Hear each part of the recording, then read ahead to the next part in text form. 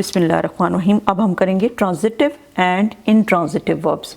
अब यहाँ पे मैं आपको बताती हूँ, only transitive verbs can have a passive form, intransitive verbs can not be used in passive voice.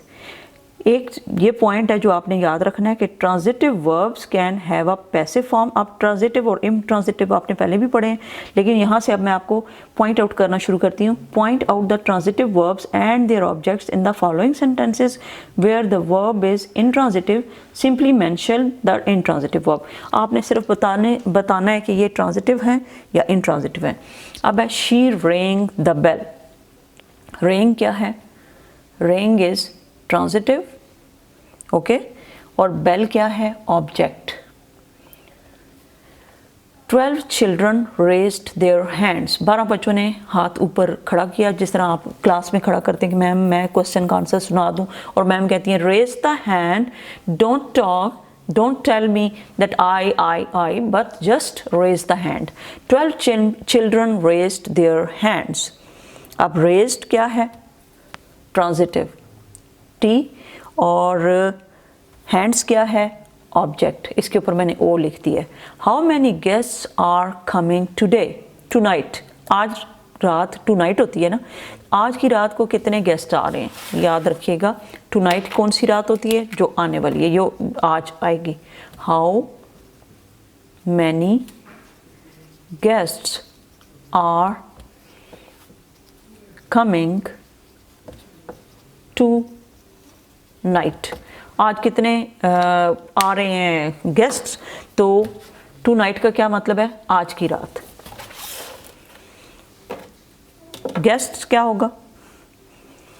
How many guests are coming tonight. Are coming क्या होगा? Are coming is intransitive, it is INT लिख देते हैं, intransitive, okay. How many guests are coming tonight? Are coming is intransitive. The door opened suddenly. The door opened suddenly. Opened क्या होगा? Intransitive. He goes to school by bus. जिसके अंदर object आया हुआ है वो ट्रांजिटिव होता है। जैसे अब बस आया हुआ है, बस ऑब्जेक्ट है, और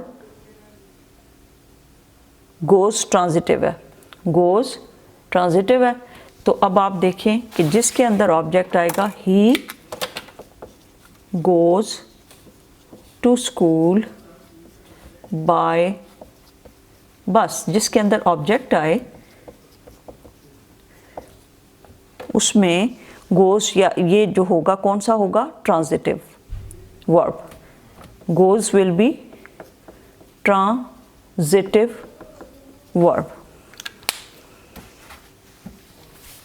नेक्स्ट है they will laugh at us. वो हमारे ऊपर हंसेंगे। They will laugh, will laugh transitive है, विल लाफ इज ट्रांजिटिव, ठीक है। They will laugh us, object, इसको मैंने सर्कल कर दिया ऑब्जेक्ट को। You should go home now. तुम्हें अब घर जाना चाहिए। You should go home now. यहाँ पे शुड गो ट्रांजिटिव है, T, okay, this is transitive, और होम क्या है? ऑब्जेक्ट है। Can you lend me your pen please? क्या तुम मुझे उधार दोगे पेन? मेहरबानी होगी। Can you lend me your pen please? यहाँ पे लेंड क्या है? कैन लेंड ट्रांजिटिव है, कैन और लेंड, टी यहाँ पे लिख देते हैं, और पेन जो है वो ऑब्जेक्ट है। दे डांस्ड ऑल नाइट। डांस्ड क्या है? इनट्रांजिटिव, क्योंकि इसके अंदर हमारे पास ऑब्जेक्ट नहीं है। द बेल रेंग loudly.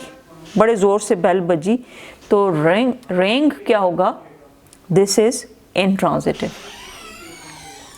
As mentioned in the previous unit, there are verbs which cannot express the full meaning of their action without the help of other words which act as objects. These objects could be direct or indirect. कभी कभार ये direct होते हैं और कभी इनके objects जो है वो indirect होते हैं। Example क्या है? The baby smiled, she loves music.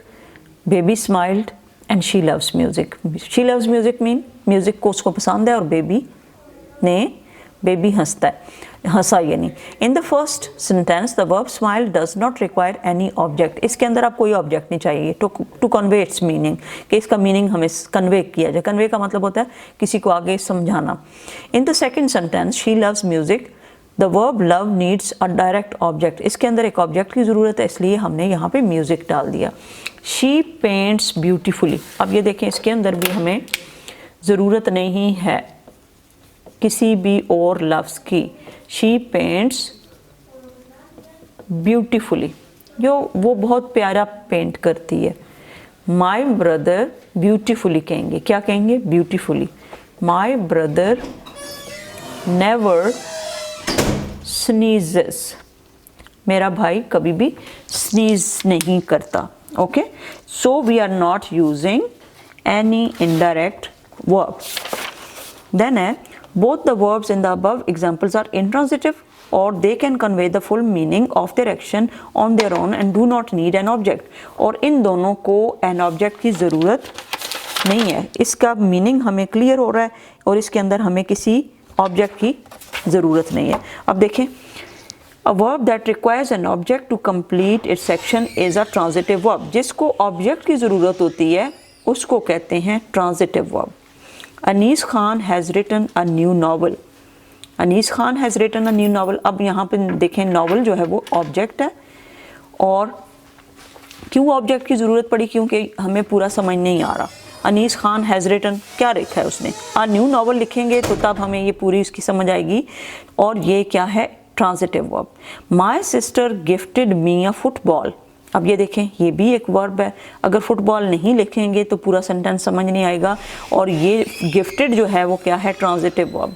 यहाँ पे रिटर्न भी क्या है? Transitive verb. ओके, नाउ यहाँ तक आपने इसको, बल्कि एक एग्जांपल और मैं कर लेती हूँ। द चाइल्ड एट हंग्रीली, ये भी इंट्रांजिटिव है। The child at a burger, अब यहाँ पे ऑब्जेक्ट की ज़रूरत पड़ गई है इसलिए ये ट्रांजिटिव है। एट यहाँ पे क्या होगा? ये वर्ब ट्रांजिटिव है। She moved aimlessly through the crowd, ये भी इंट्रांजिटिव है।